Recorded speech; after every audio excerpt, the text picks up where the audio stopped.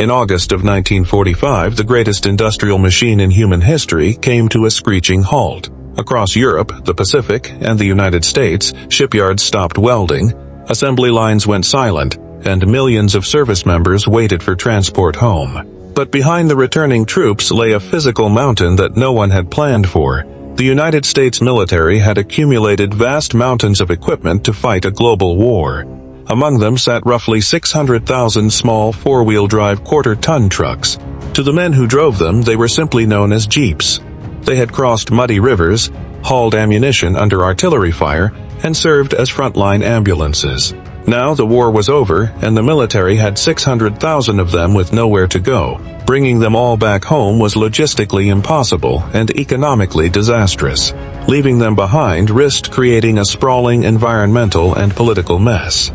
What happened to those 600,000 vehicles is a story not about novelty, but about the brutal arithmetic of post-war demobilization and the foundation of the modern civilian utility market. To understand the surplus crisis, you have to understand why there were so many in the first place.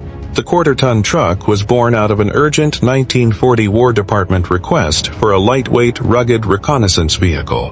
Willys Overland and Ford answered the call, producing a standardized machine powered by a 60-horsepower engine, equipped with four-wheel drive, and built with a remarkably simple body style.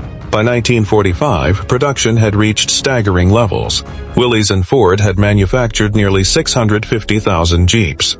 They were shipped to every Allied army on Earth through Lend-Lease, distributed to every U.S. infantry division, and pressed into service in roles their designers never imagined. They laid telephone wire, carried generals, pulled anti-tank guns, and evacuated wounded soldiers from front lines impassable to standard trucks. But wartime production operates on maximum output, not long-term market balance. When the shooting stopped, the factories had delivered more vehicles than the peacetime army could possibly justify keeping on its books. The military needed a massive contraction. The vehicles that had secured victory were suddenly excess baggage. The first problem facing military logisticians was space and shipping priority.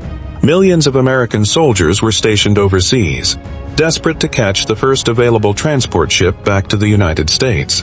Ocean liners and cargo ships were entirely dedicated to human cargo, bringing troops home, not hauling surplus hardware back across the Atlantic and Pacific. Furthermore, the cost of return freight often exceeded the residual value of the vehicles themselves. Transporting a used Jeep across thousands of miles of ocean, paying for port fees, and offloading it into a congested domestic infrastructure made no financial sense. As a result, military commands faced a harsh reality. The vast majority of the overseas Jeep fleet would never see American soil again.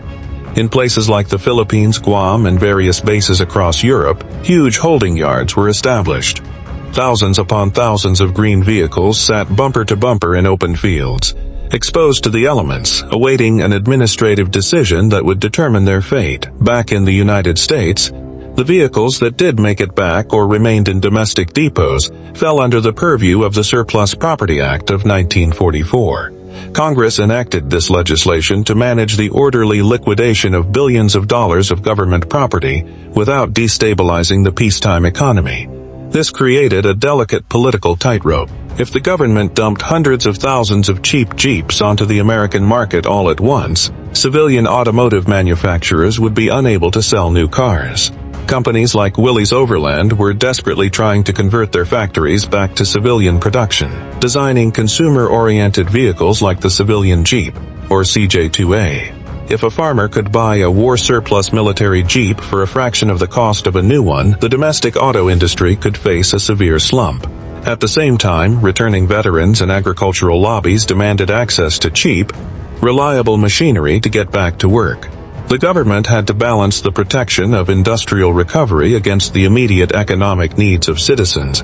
To manage the massive inventory outside the United States, the government established the Foreign Liquidation Commission. Its job was simple in theory: sell, scrap, or transfer everything that could not be economically shipped home. In Europe and Asia, the commission organized massive surplus sales. Local governments, foreign farmers, and reconstruction agencies bought tens of thousands of Jeeps at bargain rates.